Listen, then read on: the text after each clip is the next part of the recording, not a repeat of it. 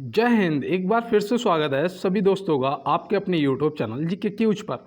और आज की क्लास रेलवे आरपीएफ 2024 के एग्ज़ाम की कांस्टेबल या सब इंस्पेक्टर आप किसी भी पोस्ट के लिए तैयारी कर रहे हों, आज आपके लिए most important question GK GS के एमसीक्यू फॉर्मेट में होने वाले हैं। तो चलते हैं, समय को बर्बाद नहीं करेंगे बिल्कुल भी, और चलते हैं अपनी क्लास की तरफ और देखते हैं आज हमारी क्लास में हमारे लिए पहला प्रश्न क्या है। और उसके साथ में मैं आपको बता दूं, आज आपको करंट अफेयर के भी क्वेश्चन मिलेंगे, साथ में प्लस आपको जो आपके 2019 में पेपर हुआ था वहाँ से भी प्रश्न मिलेंगे आपके प्रीवियस पेपर से, और साथ में आपसे इनसे रिलेटिव जो भी क्वेश्चन बन सकते हैं वो सभी आपको आज की क्लास के अंदर देखने को मिलेंगे। और साथ में देखो, ये वो मेरे दोस्त हैं जो मुझे, मेरे भाई बहन जो मुझे प्रॉपर कमेंट करते हैं, जैसे कि यहाँ पे आप देख रहे होंगे कोमल कुमारी बैरी, नाइस सर, तो बेटा आपको थैंक यू। और ये हमारे रंजीत कौरे हैं, ये भी मुझे प्रॉपर कमेंट करते हैं, और जितने भी दोस्त मुझे यहाँ पे हैं सभी कमेंट करते हैं। हमारी ये बहन देखो यहाँ पे सुनील कुमार क्या कह रहे हैं, भाई मैं पास तो हो जाऊंगी ना। देखो, अगर आप मेहनत करेंगे तो आपको पास होने से कोई नहीं रोक सकता है। तो चलते हैं बिना समय को बर्बाद करें अपने पहले प्रश्न पे। देखो यहाँ पे दिया गया है, हाल ही में महर्षि वाल्मीकि अंतर्राष्ट्रीय हवाई अड्डे का उद्घाटन कहाँ हुआ। तो ये देखो आपके लिए इम्पोर्टेंट है, आपको पता होना चाहिए, क्योंकि ये आपके करंट अफेयर का क्वेश्चन है और आपसे पक्का पेपर के अंदर पूछा जाएगा। तो आप यहाँ पे क्या बताएंगे, इसका जो उद्घाटन है वो अयोध्या में हुआ। अयोध्या मतलब ऑप्शन बी। और देखो अयोध्या जो है ये सरयू नदी के तट पर स्थित है, और अयोध्या से आपसे प्रश्न जरूर पूछे जाएंगे। देखो वहाँ की जो रेलवे जंक्शन है उसका भी नाम बदल दिया गया है, अभी वो भी मैं आपको क्लास के अंदर पूरा डिटेल में बताऊँगा। और यहाँ पे देखिए दिया गया है कि मैकबेथ यह नाटक किसने लिखा। तो देखो मैकबेथ जो नाटक है ये कई बार पूछा जा चुका है, और इसलिए मैंने इसको प्रीवियस पेपर में देखा था, पूछा गया था, इसलिए मैंने इसे यहाँ पे ऐड किया है। अब मैकबेथ जो नाटक है ये किसने लिखा था, तो आप बताएंगे शेक्सपियर, जो कि ऑप्शन सी में दिया गया है। अब यहाँ पे देखिए, इनसे मैं और आपको बताता हूँ कि इसका हो सकता है कि एसआई के पेपर में ये पूछ लिया जाए कि इसका हिंदी में अनुवाद किसने किया था। तो आप क्या बताएंगे, रंगे जी। रंगे जी मतलब रंगे जी ऐसे लिखेंगे, ठीक है। और देखो मेरा पेन तो नहीं है मेरे पास, तो इसलिए मैं आपको बता दूं थोड़ा दिक्कत होती है लिखने में, लेकिन आप लोग समझ जाया करो, मैं बोल दिया करता हूं इसीलिए। तो रंगे जी ने हिंदी में अनुवाद किया था। और यहाँ पे दिया गया है संयुक्त राष्ट्र संघ की स्थापना कब हुई। ये तो भाई सिलेक्टेड क्वेश्चन है, हर पेपर में लगभग पूछा जाता है। तो संयुक्त राष्ट्र संघ की जो स्थापना है ये हुई थी 24 अक्टूबर 1945। 24 अक्टूबर 1945, तो आप याद रखेंगे 24 अक्टूबर 1945। इसका मुख्यालय भी पूछा जाता है, संयुक्त राष्ट्र संघ का मुख्यालय कहाँ स्थित है। तो आप क्या बताएंगे, ये आपका न्यूयॉर्क में स्थित है। कहाँ पर, न्यूयॉर्क में। और देखो पेन कॉपी लेके बैठा करो दोस्त, क्योंकि यहाँ पे जो भी मैं बताता हूँ प्रश्न के अलावा वो नोट कर लिया करो। देखो 1921 में आपकी इंपीरियल बैंक की स्थापना हुई थी। इंपीरियल बैंक, ये आपको पता होगा, जिसका आगे चल के नाम क्या हो गया था, SBI, state bank of India हो गया था। 1939 में क्या हुआ था, यहाँ पे फॉरवर्ड ब्लॉक की स्थापना हुई थी। ये पूछा जाएगा कि फॉरवर्ड ब्लॉक की स्थापना कब हुई थी या किसने की थी। तो कब हुई थी, 1939 में। किसने की थी, तो ये की थी सुभाष चंद्र बोस जी ने। तो ये तो आपको पता ही होगा। चलते हैं दोस्त अपने अगले प्रश्न पे। शरीर में सबसे मजबूत पेशी है, शरीर में सबसे मजबूत पेशी पूछी गई है। तो देखो सबसे मजबूत पेशी क्या हो सकती है, आप सोचो इनमें से कौन सी हो सकती है। तो सबसे मजबूत आपका जबड़ा होता है, तो यहाँ पे ऑप्शन ए सही जवाब हो जाएगा। अगर आपसे पूछा जाता है कि शरीर में सबसे लंबी हड्डी कौन सी है, तो आप फीमर बताते हैं, जो कि आपकी कहाँ की होती है, जांघ की हड्डी होती है। भाई जांघ की हड्डी आपकी सबसे लंबी हड्डी होती है। और देखो जो स्टेपेज है ये क्या है, ये सबसे छोटी हड्डी है। ये क्या है, ये सबसे छोटी हड्डी है। और ये कहाँ पर होती है, ये कान में होती है। कान में टोटल कितनी हड्डियाँ होती हैं, तो एक कान में कितनी, 3 होती हैं, तो दोनों में कितनी हो जाएंगी, तो गुणा 2 मतलब कि 6 हड्डियाँ होती हैं। तो ये आप याद रखना। ये कैसी होती है, बिल्कुल घंटी की तरह होती है। ये जो छोटी हड्डी होती है कैसी होती है, बिल्कुल घंटी की तरह होती है। तो चलते हैं दोस्त अगले प्रश्न की तरफ। कुछ चीज़ें तो मैं आपको सिर्फ रटवाने के लिए, सिखाने के लिए उनको अलग तरीके से कह देता हूँ। तो अगर आप किसी को भी दोस्त को अगर बुरा लगे तो उसके लिए मैं पहले ही सॉरी बोल रहा हूँ, माफ़ी मांग रहा हूँ। आप अपना छोटा भाई समझ के मुझे ज़रूर माफ़ कर दीजिएगा।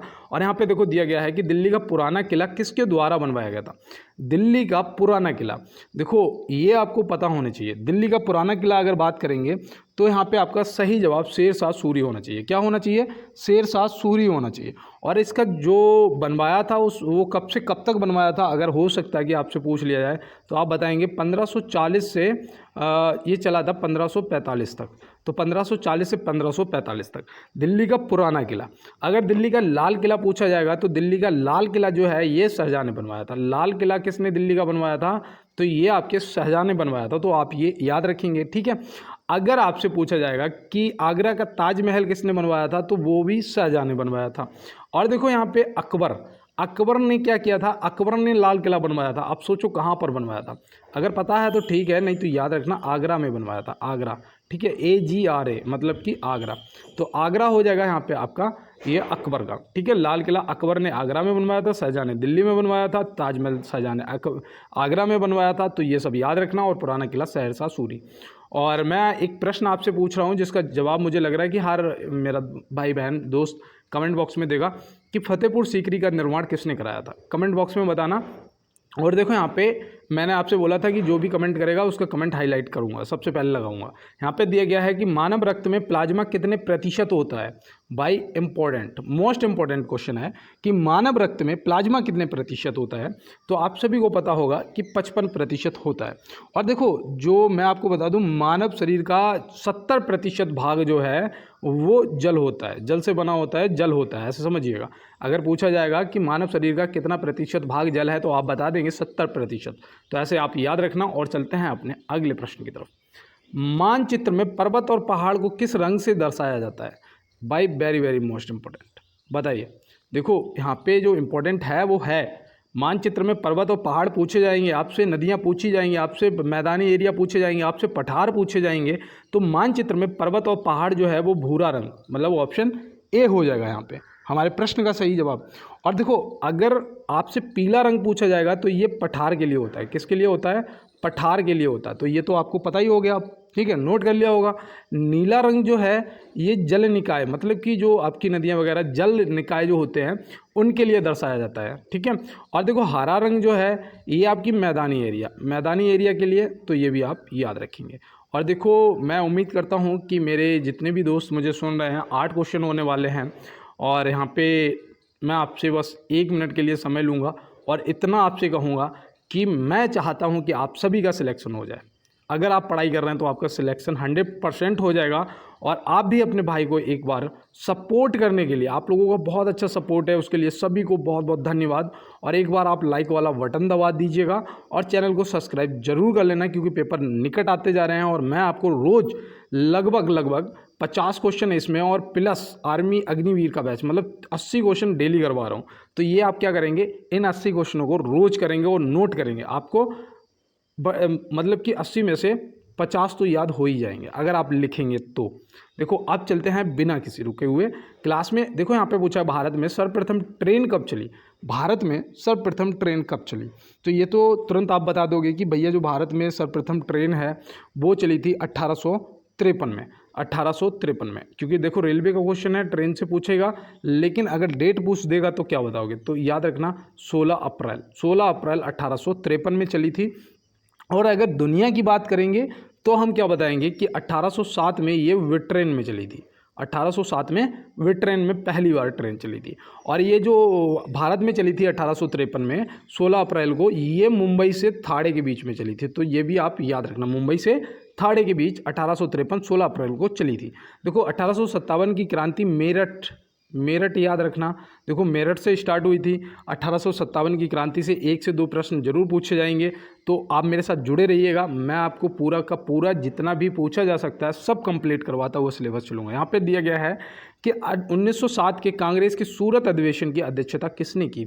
1907 के कांग्रेस के सूरत अधिवेशन की जो अध्यक्षता है वो किसने की थी। तो ये देखो इंपॉर्टेंट बन गया आपके लिए। अब आप बताएंगे, अगर आपको पता है तो आप बता देंगे, नहीं तो याद रखना कि ये रास बिहारी घोष जी ने, जो कि ऑप्शन ए में दिए गए हैं, तो ऑप्शन ए आपका सही जवाब हो जाएगा। और मैंने 2 दिन पहले आपसे पूछा था कि राष्ट्रीय कांग्रेस पार्टी जो थी उसके महात्मा गांधी जी अध्यक्ष कितनी बार बने, 1 बार या 2 बार या 3 बार। तो आपने अभी तक किसी ने भी मुझे जवाब नहीं दिया उसका, आप ज़रूर बताइएगा। और या फिर इनमें से कोई नहीं, 4 ऑप्शन मैंने आपको दिए, आप बताइएगा। देखो यहाँ पे दिया गया है कि उत्तर प्रदेश में अयोध्या रेलवे जंक्शन का नाम बदलकर क्या कर दिया गया। देखो ये आपका करंट का, ये भी आपको पता होना चाहिए क्योंकि ये भी प्रश्न पूछा जाएगा, क्योंकि अब ये इंपॉर्टेंट आपके लिए हो गया है क्योंकि इसका नाम जो है वो अयोध्या धाम जंक्शन कर दिया गया है, जो कि ऑप्शन बी में दिया गया। तो अयोध्या धाम जंक्शन आप याद रखेंगे। और चलते हैं दोस्त अपने अगले प्रश्न की तरफ। शेर ए पंजाब या पंजाब केसरी किसका उपनाम है। शेर ए पंजाब या पंजाब केसरी जो है वो किसका नाम है। तो अब उपाधियाँ और आपको याद रखनी है, आपसे कभी भी पूछी जा सकती हैं। तो शेर ए पंजाब या पंजाब केसरी जो है वो लाला लाजपत राय जी का नाम है। तो ये आप ऑप्शन ए याद रखेंगे।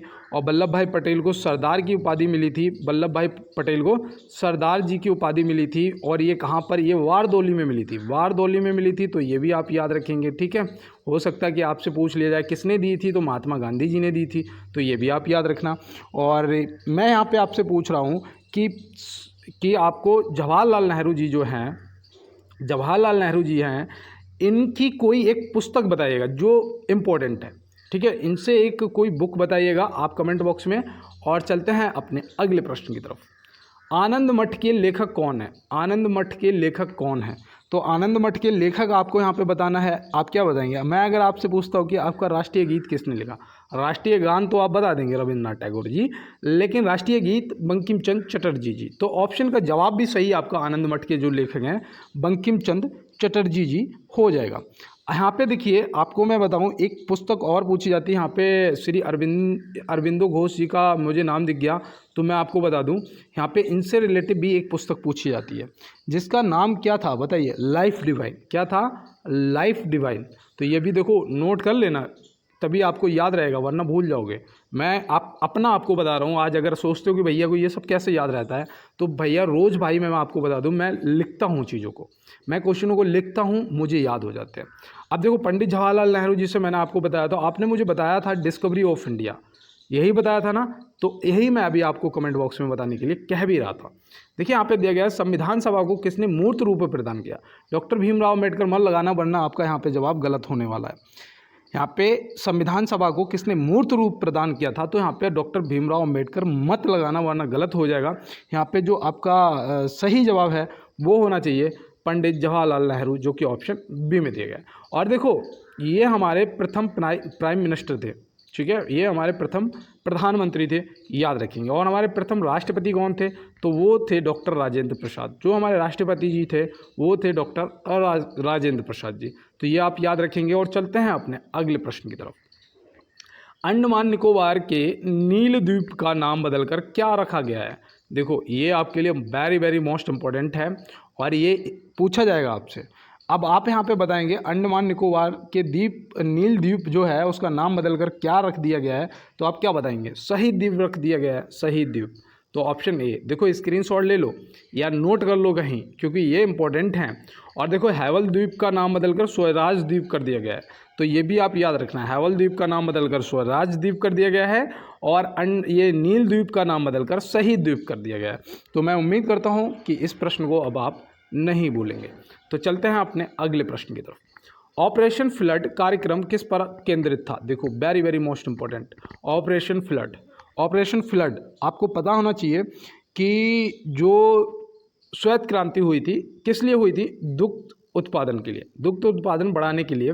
तो उसमें क्या हुआ था, उसी टाइम ऑपरेशन फ्लड को चलाया गया था ताकि और अच्छे से जो श्वेत क्रांति थी उससे अच्छे से बढ़ सके। तो इसलिए ऑपरेशन फ्लड को चलाया गया था। तो दूध उत्पादन बढ़ाने के लिए ऑपरेशन फ्लड चलाया गया था। देखो मत्स्य उत्पादन बढ़ाने के लिए या मत्स्य उत्पादन पालन के लिए एक क्रांति हुई थी।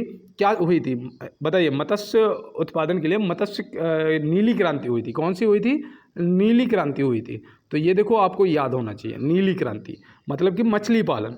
आपको समझ आ गया होगा। आलू उत्पादन बढ़ाने के लिए, आलू उत्पादन के लिए जो हुई थी वो हुई थी गोल क्रांति। कौन सी हुई थी, गोल क्रांति हुई थी। अब आप मुझे कमेंट बॉक्स में बताएंगे कि भूरी क्रांति किससे संबंधित थी। भूरी क्रांति, भूरी क्रांति आप कमेंट बॉक्स में बताएंगे। और चलते हैं अपने अगले प्रश्न की तरफ।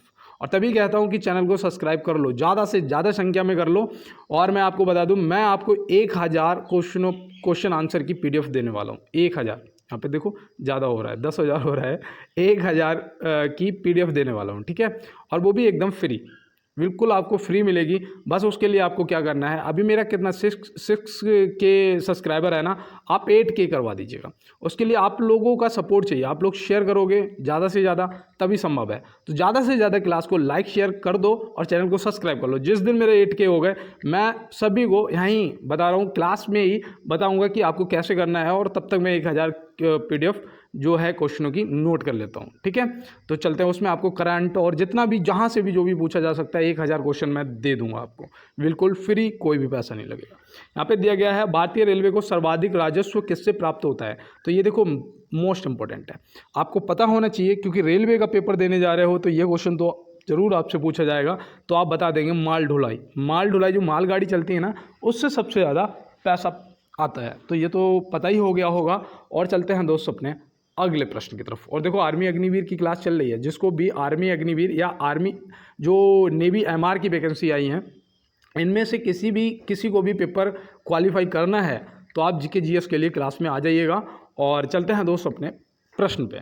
हावड़ा से हुगली के मध्य प्रथम रेलगाड़ी कब चली थी। हावड़ा से हुगली के मध्य, अभी मुंबई से थाने के मध्य तो मैंने बताया था, लेकिन हावड़ा से हुगली के मध्य यहाँ पे पूछा गया है, तो आप यहाँ पे सही जवाब क्या बताएंगे। तो यहाँ पे आपका सही जवाब होना चाहिए 16 अगस्त 1854। 16 अगस्त 1854। देखो पहली कब चली थी, तो वो आपकी 16 अप्रैल को चली थी। कब चली थी, 16 अप्रैल में चली थी। और हावड़ा से हुगली के मध्य प्रथम जो चली थी वो 16, क्या बताया था अभी मैंने, 16 अगस्त, और ये आपकी अप्रैल। ठीक है, AP कर देता हूँ और ये आपकी A रहने देता हूँ। तो 16 अगस्त 1854 को चली थी और ये 16 अप्रैल 1853 में चली थी। तो ये आप याद रखेंगे और प्रश्न का सही जवाब ऑप्शन C हो जाएगा। यहाँ पे दिया गया है कि भारत को अधिकतम कर आय प्राप्त होती है। अधिकतम कर आय किससे प्राप्त होती है, तो यहाँ पे आपको पता होना चाहिए। ये प्रश्न भी देखो काफ़ी इंपॉर्टेंट है, काफ़ी बार पूछा जा चुका है। तो आप यहाँ पे क्या बताएंगे, यहाँ पे आपका सही जवाब होना चाहिए निगम कर, जो कि ऑप्शन A में दिया गया है। निगम कर कितना होता है, मैंने से देखो इस प्रश्न को मैंने नोट करने से पहले गूगल पे चेक भी किया था, तो मैंने वहाँ पे पाया कि 19% अकेले निगम कर से होता है, और आपके GST और जो आपकी GST आयकर है उससे 15% होता है। तो यहाँ पे आप याद रखें सबसे ज़्यादा किससे होगा, फिर निगम कर। ऑप्शन A हो जाएगा आपका सही जवाब। और GST के फुल फॉर्म क्या है, गुड्स एंड सर्विस टैक्स। कब लॉन्च किया गया था, बताओ कब किया गया था, बताइएगा कमेंट बॉक्स में, और मैंने आपको बताया भी था। और चलते हैं अपने प्रश्न पे। किस राज्य की सिरार खोंग मिर्च, सिगार खोंग मिर्च को GI टैग प्रदान किया गया है। देखो सिरार खोंग मिर्च या फिर हाथी मिर्च भी है और सिगार खोंग मिर्च भी। अब ये किस राज्य से है, इसे GI टैग प्रदान किया गया है। तो ये देखो इम्पोर्टेंट है आपके लिए, मोस्ट इम्पोर्टेंट है, क्योंकि ये आपसे ज़रूर पूछे जाएंगे। अब आपने इसका जवाब कर दिया होगा, अगर आप करंट अफेयर की क्लास पढ़ रहे होंगे तो आपने कर भी दिया होगा कि मणिपुर, भैया आपका सही जवाब। और देखो मणिपुर तो अभी सुर्खियों में रहा है, मणिपुर से प्रश्न जरूर पूछे जाएंगे। तो सिरार खोंग मिर्च जो है, या हाथी मिर्च बोलोगे आप, हाथी मिर्च जो है ये आपके कहाँ से, मणिपुर से है। और देखो यहाँ पे आपका एक ऑप्शन मध्य प्रदेश दे रखा है, मध्य प्रदेश से भी याद रखना किसे मिला है, चिन्नौर चावल को। किसे मिला है, चिन्नौर चावल को। ठीक है, तो चिन्नौर चावल भी आप याद रखना। ठीक है, ये मध्य प्रदेश हो जाएगा। और आपकी देखो बिहार से मैं बताऊं, बिहार से भी एक आपको GI टैग मिला है, वो है शाही लीची। क्या है, शाही लीची। तो शाही लीची भी आप याद रखेंगे, बिहार से है। और देखो काठिया गेहूँ मैंने आपको लगभग आज से 10 क्लास पहले बताया था काठिया गेहूँ, और मुझे अभी भी याद है काठिया गेहूँ, क्योंकि ये उत्तर प्रदेश का है। और देखो ये पूछा जाएगा काठिया गेहूँ, उत्तर प्रदेश बुंदेलखंड क्षेत्र के गेहूँ, काठिया गेहूँ को GI टैग मिला। और GI टैग का मतलब क्या होता है, भौगोलिक नाम। क्या होता है, भौगोलिक नाम, ऐसे याद रखना। देखो ट्रिक से यहाँ पे दिया गया है कि भारतीय नागरिक लोकसभा का चुनाव लड़ सकता है, उसकी उम्र इससे कम नहीं होनी चाहिए। तो भाई लोकसभा का अगर आपको इलेक्शन लड़ना है तो आपकी उम्र किससे कम नहीं होनी चाहिए, कितने वर्ष से कम नहीं होनी चाहिए। तो यहाँ पे आप सही जवाब क्या लगाएंगे, तो यहाँ पे आपका जो सही जवाब है वो हो जाएगा दोस्त 25 वर्ष। 25 वर्ष ऑप्शन B सही जवाब हो जाएगा। देखो 21 वर्ष जो है ये ग्राम प्रधान का इलेक्शन लड़ने की उम्र होती है। ग्राम प्रधान होते हैं ना, उसके लिए 21 वर्ष चाहिए, लेकिन वोट देने के लिए 18 वर्ष उम्र चाहिए। वोट के लिए 18 वर्ष, और ग्राम प्रधान का इलेक्शन लड़ने के लिए 21 वर्ष, और ये आपका लोकसभा का 25 वर्ष, और देखो यहाँ पे 35 वर्ष दे रखा है, ये आपके राष्ट्रपति और राज्यपाल बनने के लिए न्यूनतम उम्र है 35 वर्ष, इससे कम नहीं होनी चाहिए, नहीं तो राष्ट्रपति या राज्यपाल आप नहीं बन पाएंगे। तो यहाँ पे दिया गया है किस ब्रिटिश गवर्नर जनरल ने भारत की राजधानी कोलकाता से दिल्ली स्थानांतरित की। भाई कब की थी, ये की थी 1911 में। कब हुई थी भाई, 1911 में। दिल्ली भारत की राजधानी कब बनी, 1911 में बनी। किसने की थी, तो लॉर्ड हार्डिंग। ऑप्शन ए आपका क्या हो जाएगा, सही जवाब हो जाएगा। तो आप लॉर्ड हार्डिंग याद रखेंगे। और चलते हैं दोस्त अपने अगले प्रश्न की तरफ। मुद्रास्फीति एवं मूल्य वृद्धि के समय धन की आपूर्ति बढ़ती है, घटती है या समान रहती है। तो ये देखो, ये प्रश्न भी आपका आया हुआ प्रश्न है। अब यहाँ पे आप बताइएगा, आपका सही जवाब हो जाएगा बढ़ती है, जो कि ऑप्शन ए में दिया गया है। तो ऑप्शन ए यहाँ से हो जाएगा आपका सही जवाब। देखो मैं भी तैयारी कर रहा हूँ और मैं भी इन प्रश्नों को रोज़ पढ़ता हूँ और वही प्रश्न मैं आपके साथ में बस एक्सप्लेन करता हूँ, बस इतना ध्यान रखो। यहाँ पे दिया गया है कि ध्वनि की तीव्रता का मापन क्या है। ध्वनि की तीव्रता का मापन क्या है, तो आप क्या बताएंगे। देखो हार्ट्जमल लगा देना वरना गलत हो जाएगा। क्या हो जाएगा, डेसिबल। Decibel option C. यहाँ पे डेसिमल लिखा है, डेसिमल में क्या नापते हो भाई, मैंने क्या बताओ, डेसिमल में क्या नापते हो। डेसिबल तो हो जाएगा ध्वनि की तीव्रता का मापन, और डेसिमल में क्या नापते हो कमेंट बॉक्स में बताना। और चलते हैं अपने अगले प्रश्न की तरफ। भारत सरकार के प्रोजेक्ट ईशान का संबंध किससे है। ईशान का संबंध पूछा गया है। अब ये देखो, ये आपका इम्पोर्टेंट है, ये आपका करंट का क्वेश्चन है, तो ये आपके लिए इम्पोर्टेंट है। अब आप बताएंगे ये ईशान का जो संबंध है एक राष्ट्र एक हवाई क्षेत्र से। एक राष्ट्र एक हवाई क्षेत्र मतलब ऑप्शन सी आपका सही जवाब हो जाएगा।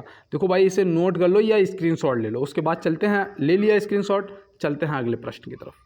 देखो यहाँ पे दिया गया है हार्मोन का उपयोग किया जाता है। हार्मोन का उपयोग क्यों किया जाता है, किसके लिए किया जाता है, तो मेटाबॉलिक कार्य के लिए किया जाता है। किसके लिए, मेटाबॉलिक कार्य के लिए किया जाता है। तो ये तो इतना हार्ड नहीं था। देखो आपका कार्डियोलॉजी जो है, कार्डियोलॉजी दिल के इलाज के लिए किया जाता है ना कार्डियोलॉजी।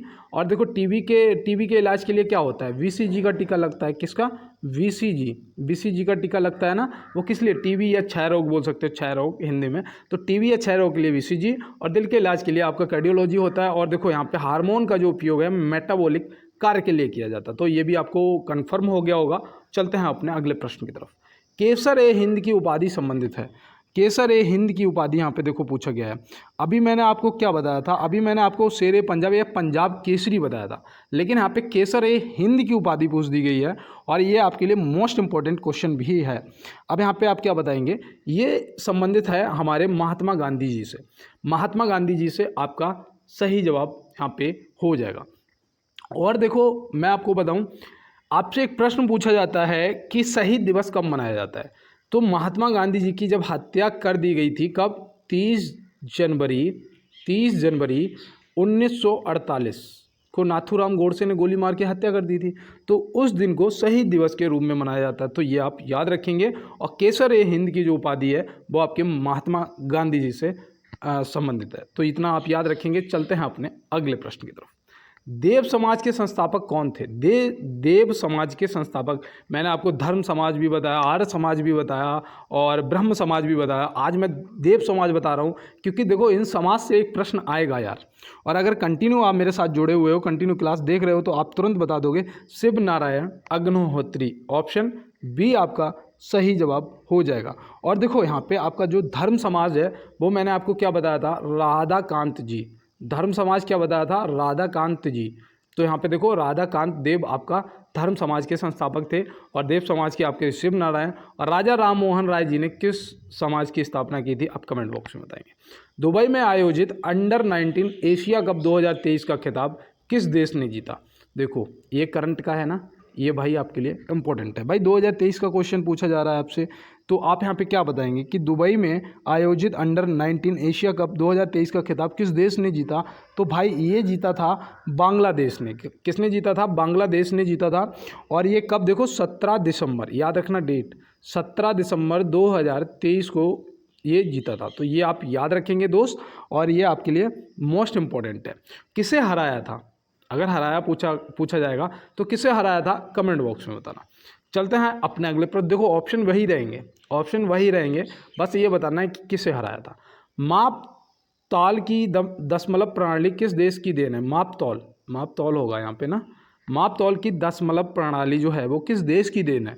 तो देखो जीरो तो हमने दिया, भारत ने दिया, ये तो सभी को पता है, लेकिन दशमलव जो प्रणाली है वो किसने दी, तो वो आप यहाँ पे क्या बताएंगे? तो यहाँ पे आपका सही जवाब फ्रांस होना चाहिए, जो कि यहाँ पे ऑप्शन सी में दिया गया। तो चलते हैं दोस्त अपने अगले प्रश्न की तरफ और देखते हैं हमारा अगला क्या है।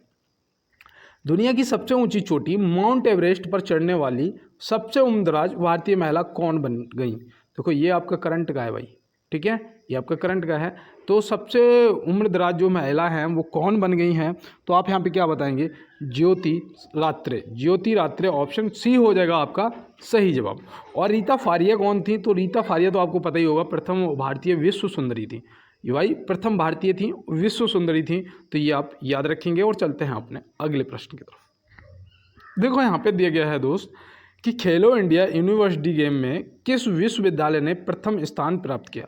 खेलो इंडिया यूनिवर्सिटी गेम में किस विश्वविद्यालय ने प्रथम स्थान प्राप्त किया? तो ये देखो, इसमें मैं आपको बता दूं, यहाँ पे आप कंफ्यूज मत होना, क्योंकि अभी जो किया है वो तो पंजाब विश्वविद्यालय ने किया है, पंजाब विश्वविद्यालय ने किया है। लेकिन इससे पहले वाला जो जीता था वो कौन जीता था? तो वो जैन विश्वविद्यालय जीता था, जैन विश्वविद्यालय कर्नाटक, ठीक है। तो ये याद रखना, अभी जो जीता है वो आपका पंजाब विश्वविद्यालय जीता है। तो मैं उम्मीद करता हूँ कि इस प्रश्न को आप पेपर के अंदर गलत नहीं करेंगे और ये प्रश्न आपसे ज़रूर पूछा जाएगा, ठीक है। और करंट अफेयर का क्वेश्चन है तो इसलिए तो पूछा जाएगा। देखो यहाँ पे दिया गया है कि भूकंप को मापने में प्रयुक्त तीव्रता के पैमाने की सीमा क्या है? भाई किस पे नापते हैं? सिस्मोग्राफ से, सिस्मोग्राफ है ना। तो अब आपको बताना है कि उस पैमाने की जो सीमा है वो क्या होती है, 0 से 12 या 1 से 12 या 0 से 14? तो याद रखना वो 1 से 12 होती है। 0 से 14 किसका होता है? पीएच स्केल का मान होता है। पीएच स्केल जो होता है वो 0 से 14 होता है। 0 से स्टार्ट होता है, 14 तक जाता है, और बीच में ये आपका 7 सेंटर होता है जो उदासीन होता है। तो ये आप याद रखेंगे। और आपका अम्लीय और क्षारीय किधर होता है? 7 से कम अम्लीय होता है या क्षारीय, ये आप कमेंट बॉक्स में बताएंगे। देखो यहाँ पे दिया गया है कि पृथ्वी के वायुमंडल का कितना प्रतिशत भाग 29 किलोमीटर की ऊंचाई तक पाया जाता है? 29 किलोमीटर की ऊंचाई तक पाया जाता है। तो इसका जवाब आप करिएगा कमेंट बॉक्स में। तब तक मैं आपको एक्स्ट्रा कुछ बता देता हूँ कि देखो, वायुमंडल में आपकी नाइट्रोजन जो है, नाइट्रोजन गैस, वो कितनी 78% पाई जाती है।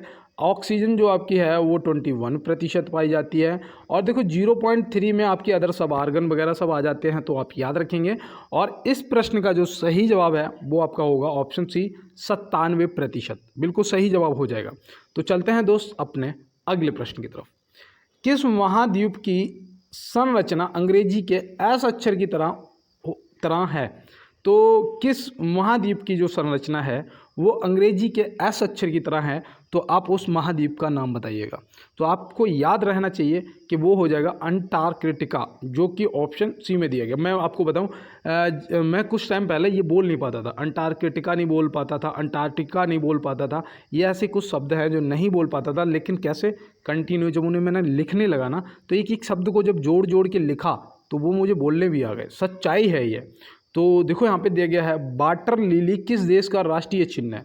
देखो अब आप फंस जाओगे, अब आप यहाँ पे नहीं बता पाएंगे इसका सही जवाब। मुझे पता है बहुत से कम दोस्त होंगे, और ख़ास तौर पे जो एसआई के लिए इस क्लास को देख रहा है वो इसका जवाब जरूर करिएगा, और कमेंट बॉक्स में बताना कि आप एसआई की तैयारी कर रहे हैं। तो यहाँ पे वाटर लिली जो है ये बांग्लादेश ऑप्शन ए हो जाएगा यहाँ पे आपका सही जवाब।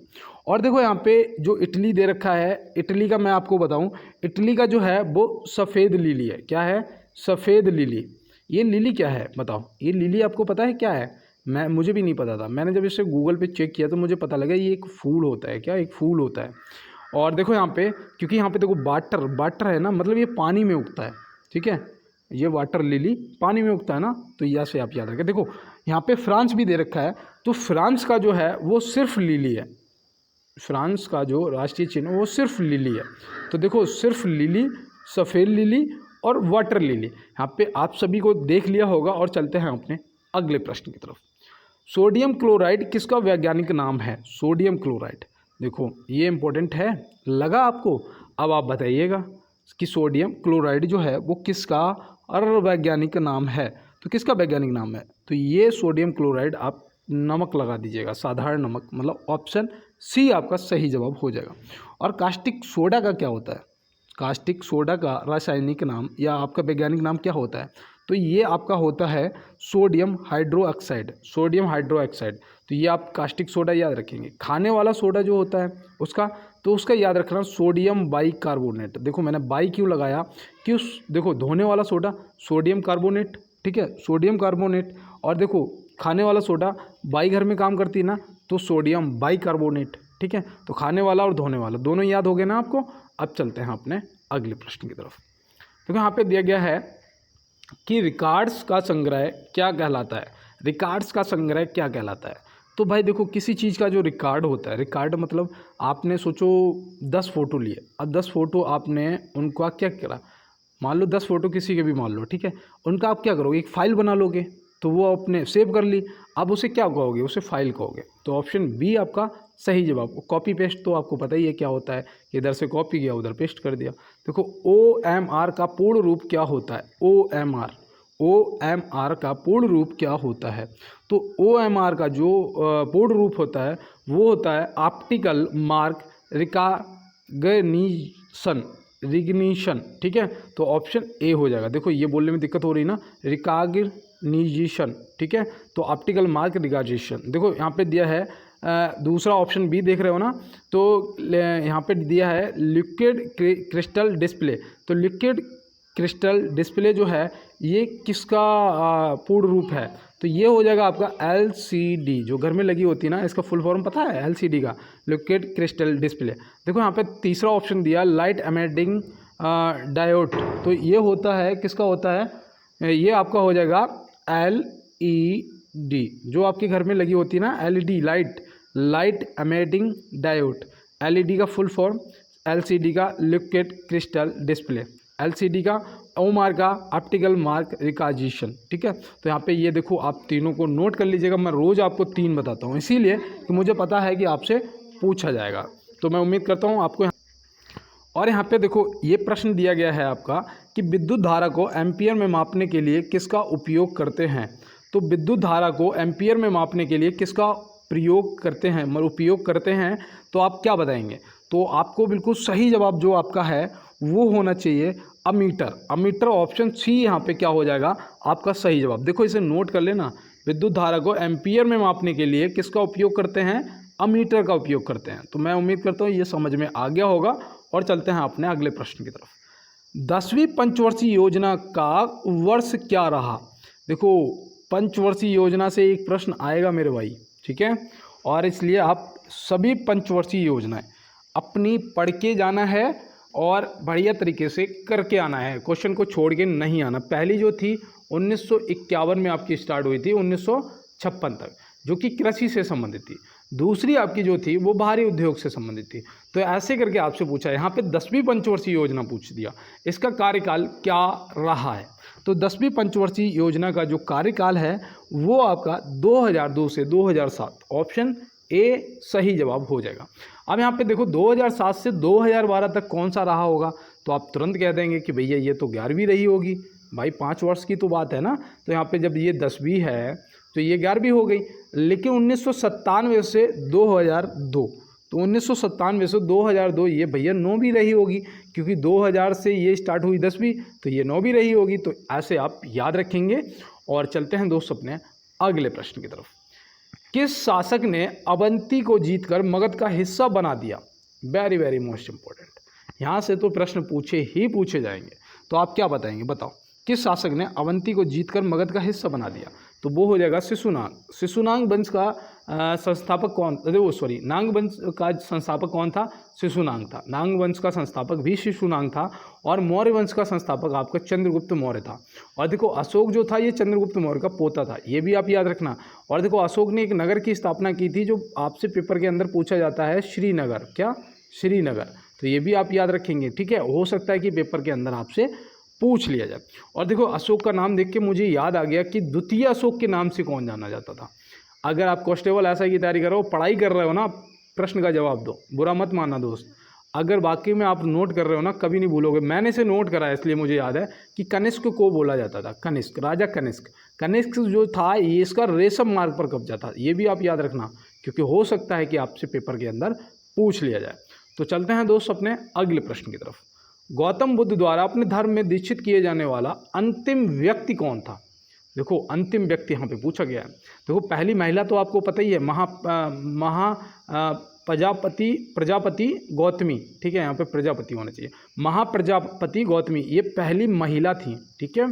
लेकिन यहाँ पे प्रथम पुरुष पूछा गया है, सॉरी अंतिम व्यक्ति पूछा गया है, तो अंतिम व्यक्ति आप बताएंगे। अंतिम व्यक्ति आपका क्या हो जाएगा? सुभद्र हो जाएगा, जो कि यहाँ पे ऑप्शन बी में। और इनका सबसे प्रिय शिष्य कौन था? तो वो था महाकश्यप। महाकश्यप सबसे प्रिय शिष्य था, तो ये भी आपको पता होना चाहिए, क्योंकि ये पेपर के अंदर आपसे पूछा जा सकता है। तो चलते हैं दोस्त अपने अगले प्रश्न की तरफ। बुद्ध के गृह त्याग का प्रतीक क्या है? बुद्ध के गृह त्याग का प्रतीक क्या है? तो यहाँ पे आप क्या बताएंगे? फटाफट बताइएगा। यहाँ पे आपका सही जवाब क्या होना चाहिए? तो याद रखना घोड़ा होता है। क्या? घोड़ा, जो कि ऑप्शन ए में दिया गया।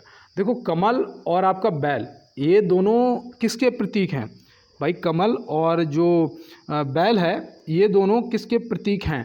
तो ये आप बताइएगा फटाफट कमेंट बॉक्स। ये मैंने आपको परसों की क्लास में बताया था ना कि कमल और जो बैल है ये किसका प्रतीक है। और देखो मैं आपको बताऊं, ये जातक ग्रंथ जो है, जातक ग्रंथिक, इसका तो आप कमेंट बॉक्स में बताओगे। ये मैंने एक प्रश्न आपको HW में दे रहा हूँ आज, ये आप कमेंट बॉक्स में गूगल पे चेक करो या जैसे भी आप मुझे बताएंगे। और कल की क्लास में मैं आपका स्क्रीनशॉट भी लगाऊंगा, ये भी आप याद रखना, जो भी मुझे आंसर करेगा इसका। और देखो यहाँ पे जातक ग्रंथ पूछा जाता है, तो ये याद रखना, ये भी आपके बुद्ध धर्म से संबंधित है, ठीक है, जातक ग्रंथ। तो चलते हैं दोस्त अपने अगले प्रश्न की तरफ। भगवान महावीर का प्रथम शिष्य कौन था? भगवान महावीर, देखो गौतम बुद्ध और महावीर दोनों जगह से आपसे प्रश्न पूछे जाएंगे, तो यहाँ पे आप सही इसका जवाब करिएगा। तो यहाँ पे आपका सही जवाब जो है वो हो जाएगा जमाली हो जाएगा आपका सही जवाब। तो मैं उम्मीद करता हूँ ये प्रश्न भी आपको समझ आ गया होगा। तो चलते हैं दोस्त अपने अगले प्रश्न की तरफ। यहाँ पे दिया गया है कि शक संवत का प्रारंभ किस सम्राट के शासनकाल में हुआ था? शक संवत का जो प्रारंभ है वो किस सम्राट के शासनकाल में हुआ था? तो आप यहाँ पे क्या बताएंगे? तो यहाँ पे आपका जो सही जवाब दोस्त है वो होना चाहिए कनिष्क मतलब ऑप्शन बी। कब हुआ था? ये आपका हुआ था 78 ईसा में हुआ था, 78 ईसा। और देखो अभी मैंने आपको बताया था ना कि द्वितीय अशोक के नाम से राजा कनिष्क को जाना जाता था, ये तो मैंने अभी आपको बताया ही था। और चंद्रगुप्त मौर्य के प्रधानमंत्री कौन थे? तो रोज बताता हूँ चाणक्य, और चाणक्य की अर्थशास्त्र पुस्तक के बारे में भी, जो आप बिल्कुल राजनीति पर आधारित है, ये भी मैंने आपको बताया था। तो ये आप सब याद रखेंगे। और चलते हैं, देखो अकबरनामा किसने लिखा था? बताओ। देखो मुझे याद आ गया, अकबरनामा तो किसने लिखा था? अबुल फजल ने लिखा था अकबरनामा। और हुमायूं नामा किसने लिखा था? तो ये गुलबदन बेगम ने लिखा था। गुलबदन बेगम किसकी पुत्री थी? तो ये बाबर की पुत्री थी, बाबर की। तो ये भी आप याद रखना। बाबर भारत में कब आया था? तो भारत में उसने जो पहला युद्ध लड़ा था, कब आया था? 1526। पहला युद्ध कब हुआ था? 1526 में। तो ये भी आप याद रखेंगे, जैसे पानीपत के प्रथम युद्ध के नाम से भी जानते हैं, ये भी ध्यान रखना। और देखो यहाँ पे दिया है ट्रांसपेरेंसी इंटरनेशनल के भ्रष्टाचार धारणा सूचांक 2023 में भारत का कौन सा स्थान है? देखो ये प्रश्न आपके लिए मोस्ट इंपॉर्टेंट है, ये आपके लिए मोस्ट इंपॉर्टेंट प्रश्न है। अब आप बताइएगा, इसमें भारत का जो स्थान है वो है 93वां मतलब 93 स्थान पे भारत है। तो ये आप याद रखेंगे। और इससे पहले जो 2022 में 50वें नंबर पे था, 2022 में 50वें नंबर पे था, तो ये भी आप याद रखेंगे। तो चलते हैं दोस्त अपने अगले प्रश्न की तरफ और देखते हैं हमारा अगला क्या है। उत्तर प्रदेश के गोरखपुर एयरपोर्ट का नाम बदलकर क्या रखा गया है? अभी मैंने आपको क्या बताया था? अभी मैंने आपको बताया था ना, और ये देखो इंपॉर्टेंट है, ये डबल टाइप हो गया है। नहीं, मैंने क्या बताया था? मैंने आपको अभी वो बताया था अयोध्या के एयरपोर्ट का नाम, माफ़ी चाहते हैं, सॉरी, गोरखपुर का नहीं बताया था। गोरखपुर का नोट करो, ये इंपॉर्टेंट है, ये मोस्ट इंपॉर्टेंट है। और ये देखो करंट के क्वेश्चन हैं, ये आपसे जरूर पूछे जाएंगे। तो यहाँ पे याद रखना, महायोगी गोरखनाथ हवाई अड्डा, ऑप्शन ए आपका सही जवाब हो जाएगा। मैंने अभी आपको महर्षि वाल्मीकि अंतर्राष्ट्रीय हवाई अड्डा बताया जो अयोध्या में था, और यहाँ पे गोरखपुर एयरपोर्ट का नाम पूछा गया है। तो महायोगी गोरखनाथ हवाई अड्डा आपका सही जवाब हो जाएगा। महर्षि वाल्मीकि अंतर्राष्ट्रीय हवाई अयोध्या अभी मैंने आपको बताया ही था। और इंदिरा गांधी अंतर्राष्ट्रीय एयरपोर्ट जो अंतर्राष्ट्रीय हवाई अड्डा वो कहाँ है? तो वो आपका दिल्ली में है। कहाँ पर है? दिल्ली में है। तो चलते हैं अपने अगले प्रश्न की तरफ। नीला पर्वत किसका भौगोलिक उपनाम है? नीला पर्वत, तो नीला पर्वत जो है ये किसका भौगोलिक उपनाम है? तो ये देखो इम्पोर्टेंट है आपके लिए, या ब्लू माउंटेन भी मिल सकता है या फिर नीला पर्वत। तो देखो नीला पर्वत मतलब नीलगिरी, ऑप्शन बी सीधा लगा देंगे, क्या आपका सही जवाब हो जाएगा। और देखो एक प्रश्न और पूछा जाता है कि पूर्व का वेनिस किसे कहा जाता है? पूर्व का वेनिस बताओ, पूर्व का वेनिस किसे कहा जाता है? तो ये कोच्चि को कहा जाता है। किसे कहा जाता है? कोच्चि को कहा जाता है। तो ये भी आप याद रखेंगे। और माउंट एवरेस्ट आपका कहाँ पर है? तो ये आपका नेपाल में है। एक नेपाल ऐसा हिंदू राष्ट्र है जो आज तक कभी भी किसी का गुलाम नहीं हुआ, तो ये भी याद रखना। चलते हैं अपने अगले प्रश्न की तरफ। अंडमान निकोबार द्वीप समूह की सबसे ऊंची चोटी अंडमान निकोबार द्वीप समूह की सबसे ऊंची पर्वत चोटी है, कौन सी है बताइएगा। देखो ये भी आपका इम्पोर्टेंट है, जो अभी तक मेरे साथ जुड़ा हुआ है उसके लिए बहुत बहुत धन्यवाद दोस्त, आपको सफलता जरूर मिलेगी। और इसका सही जवाब आपका सैंडल पीक हो जाएगा, जो कि ऑप्शन ए में दिया गया। इसकी ऊंचाई भी नोट कर लेना, 730 मीटर हो जाएगी। क्या हो जाएगी दोस्त? 730 मीटर हो जाएगी इसकी ऊंचाई। तो चलते हैं अपने अगले प्रश्न की तरफ। देखो केंद्र सरकार ने छोटे उद्यमों को आसानी से लोन उत्पन्न कराने के लिए किस योजना को शुरू किया? भाई वेरी वेरी मोस्ट इम्पोर्टेंट, 50वां क्वेश्चन है, लेकिन मैं आपको बता रहा हूँ ये पेपर के अंदर पूछ दिया जाएगा, क्योंकि ये देखो इम्पोर्टेंट है। ये आपकी केंद्र सरकार की योजनाएं हैं, ये आपके लिए इम्पोर्टेंट है। आप क्या बताएंगे? तो यहाँ पे सही जवाब आपका प्रधानमंत्री मुद्रा योजना हो जाएगा, प्रधानमंत्री मुद्रा लोन योजना। तो ऑप्शन बी आपका सही जवाब हो जाएगा। और इसे कब स्टार्ट करा गया? तो आप क्या बताएंगे? 8 अप्रैल 2015 को इसका शुभारंभ किया गया। कब? 2015, ठीक है, 8 अप्रैल। और प्रधानमंत्री जनधन योजना क्या है? आप कमेंट बॉक्स में बताइएगा। और देखो अभी तक जो भी मेरे साथ जुड़े हुए थे सभी दोस्तों को बहुत बहुत धन्यवाद। और मैं आपको बता दूं, अगर अभी तक आपने लाइक शेयर और चैनल को सब्सक्राइब नहीं किया है तो आप अपने छोटे भाई को, अगर मुझे अपना छोटा या बड़ा भाई मानते हो तो प्लीज़ एक बार लाइक वाला बटन जरूर दबा देना। और मैं देखो आपको PDF दूंगा 1000 क्वेश्चनों की, मैंने आपको जब प्रॉमिस कर दिया है तो कर दिया है। लेकिन उसके लिए आपको क्या करना पड़ेगा? मेरा ये 6K से 8K तक का सफ़र आपको मेरे साथ में पूरा करवाना पड़ेगा। उसके लिए आपको ज़्यादा से ज़्यादा क्लास को देखो, चाहे स्टेटस लगा दो यार, या आप जिस भी ग्रुप में ऐड हो, व्हाट्सएप हो, फेसबुक हो, कहीं भी आप उसे शेयर कर दो। क्लास की लिंक को ज़्यादा से ज़्यादा अपने दोस्तों के साथ में शेयर कर दो। आप चाहो तो ये एक दिन में हो सकता है। और आपको जब भी 1000 क्वेश्चनों की PDF चाहिए आप ये कर देना, मैं आपको PDF तुरंत दे दूंगा, ठीक है। और वो भी बिल्कुल फ्री, कोई पैसा नहीं बढ़ने वाला। तो मिलते हैं दोस्त नेक्स्ट क्लास में नेक्स्ट प्रश्नों के साथ में, तब तक के लिए मेरे सभी फ्यूचर फौजियों को मेरा जय।